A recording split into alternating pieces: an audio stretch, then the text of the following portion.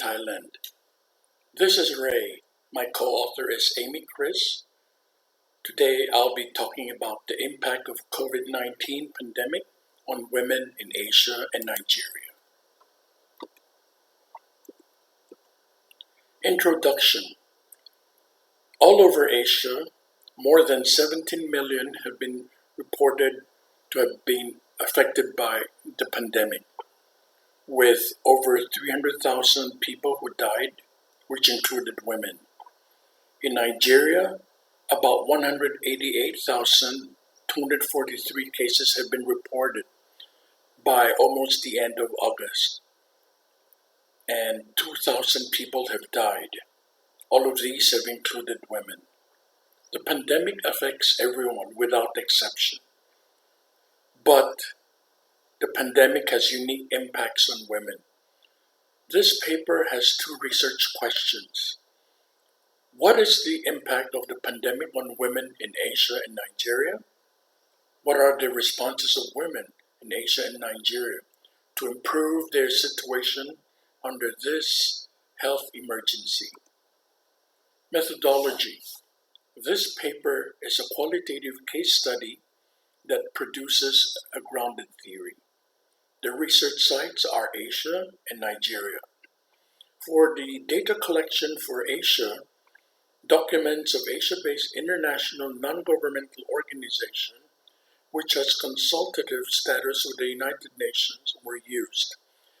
These were the products of consultations with member organizations of this international NGO who have been regularly meeting during the pandemic, including women's organizations. Themes discussed included health, women, the impact of the pandemic. For the Nigerian case study, data collection included the use of documents from all different sources, public recording, as well as official press releases and statements. After which, data were analyzed through coding, coming up with themes, and creating a storyline, after which a grounded theory was developed. First, on Asia. The Asian case study covered countries from the north in Japan, to the south in Australia and New Zealand, to the east in Indonesia and East Timor, and to the west in Iran. These are all of the places where the international organization has reached, and in many consultations over Zoom meetings, live discussion, women and men from these regions have attended all of these gatherings. The first question, what is the impact of the pandemic on women in Asia and Nigeria? First, for Asia, these are the 6 major impacts of the COVID-19. 1, Asian women bear increased burden. 2, there's a general impact on Asian women. 3, food insecurity. 4, violence against women in Asia. 5, impact on Asian domestic workers. And 6, loss of economic opportunities. Let's go one by one over these issues.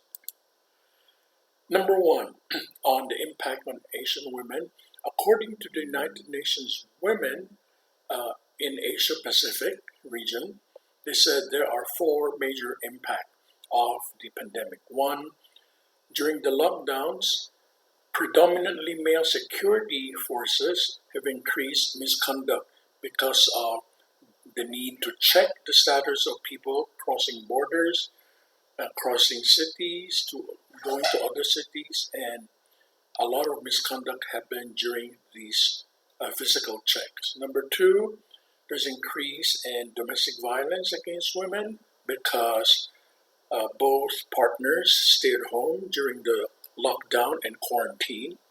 And number 3, resources for patients were diverted away from women because when they go to the hospitals or clinics, they were told to go home. And number four, there's an increased expectation for women to take care of the family, at the same time taking them away from gaining income during the pandemic. And according to the World Food Program in Asia, based in Thailand, women have experienced food insecurity. Number one, because of the pandemic, people are more vulnerable to food insecurity. Number two, women are expected to bear the burden to ensure that there is water and table at the table for the whole family, oftentimes extended family. And number three, 65 million Asians are susceptible to food shortages. In terms of violence against women, the Anglican Bishop Genevieve Blackwell of Melbourne, Australia, which is part of the Asian International NGO, the pandemic worsened the already unequal treatment of women who suffer violence against women, including human trafficking. And according to the United Nations Women's Office for the Asia Pacific region in Thailand, the situation of women worsened during the pandemic because resources meant for detecting cases of human trafficking were redirected to closing down borders to ensure lockdown. And in addition, the International Organization for Migration indicated that human trafficking had increased during the pandemic and also when there's the economic recession. Therefore, there's decreased opportunities for labor migration. And according to the General Secretary of the Young Women's Christians Association of Bangladesh in Dhaka, 4.5 million textile and garment workers are internal migrant workers who originally come from the villages to work in the city, in Dhaka, 50% of whom are women. They're mostly single and live alone. During the crisis, they are at the greater risk of gender-based violence. And according to Bishop Philip Huggins of Australia, who is also the president of the National Council of Churches of Australia, women have experienced work stoppage, which therefore affect their income as well, which affects not only them individually, but also the families to whom they send the money, and also to the villages, to the communities, and to the national economies. But for those who are able to keep their jobs, their employers who are middle class employees themselves have lost their jobs and children stay at home.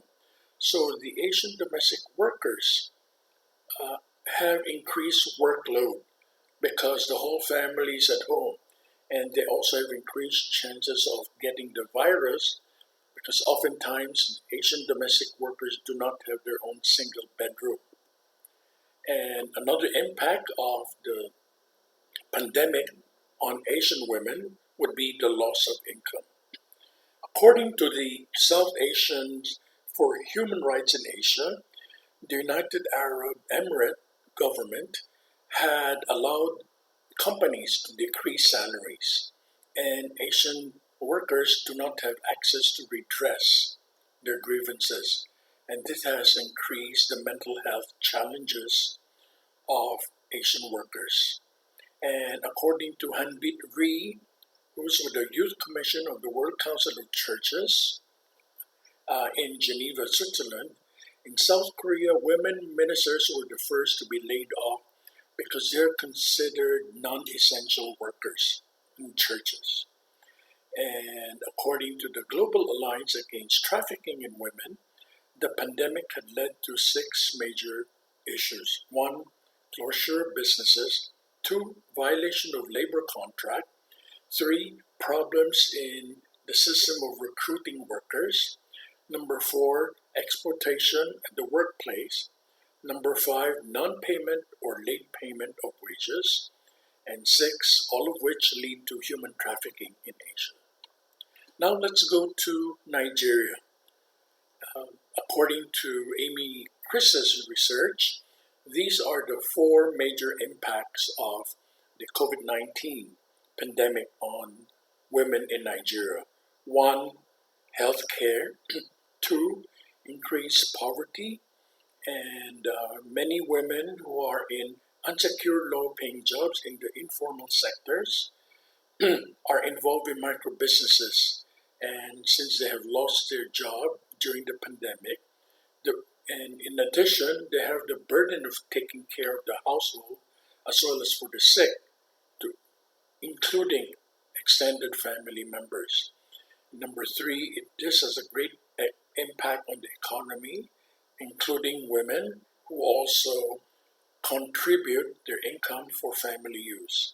And number four, there's an increase in sexual and gender-based violence since couples now stay at home and see each other 24 hours, and the chances for gender-based violence increases. Now, in response to the second question, so what are being done to improve the conditions of women in Asia and in Nigeria? In Asia, women during the gatherings, when they were reflecting on what they've been doing in their own context, stated that they are calling for women empowerment and transformational leadership. They realize that during this crisis, not so many women are in position of authority to take charge and make decisions. But now they say it's about time that women are involved in decision making to be part of the leadership so that we will be able to uplift humanity as a whole. Number two, Pakistani women in particular, and also Asian women in general, have been engaged in organizing and mobilizing civil society to provide for food as well as assist in putting in place health measures. And number three, based on all of these focus group discussions during consultations, Asian women called for unity to work together at different levels. And in Nigeria, the situation of women had been weakened due to the lockdown, and women do not have enough resources, and as well as there's now reduced donor capacity, and the poverty situation is perpetuated. But as we can see, this paper is not theory-led, but is theory producing. The impact of the pandemic on Asian women would include women's health, women's income, sexual and gender-based violence. And in response, they are both similar and different. In Asia, women for collaboration, they and organize support groups. They demand to be part of transformational leadership, and they call for governmental action. In Nigeria, based on Aimee Chris's research, women were involved in online meetings, online learning, and also businesses. In conclusion, the pandemic has a lot of challenges and it affects a lot of vulnerable groups, excuse me, including women and girls. And this has impact on women's health, loss of economic power, including jobs and income. And there's an increase in sexual and gender-based violence. In summary, the context in Asia and Nigeria are very different, but women in both Asia and Nigeria have similar experiences. One, the impact on their health. Two, the loss of jobs and income, as well as economic power. And three, increase in sexual and gender-based violence. In summary, while, excuse me, women in Asia and Nigeria live in very different contexts, they have similar experiences.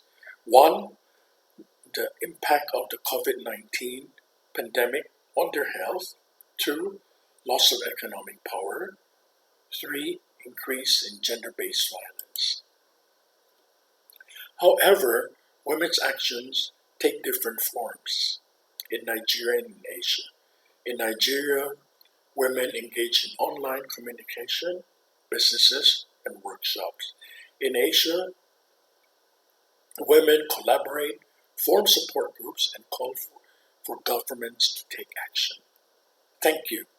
If you have questions, Aimee and I would be very happy to respond to your questions.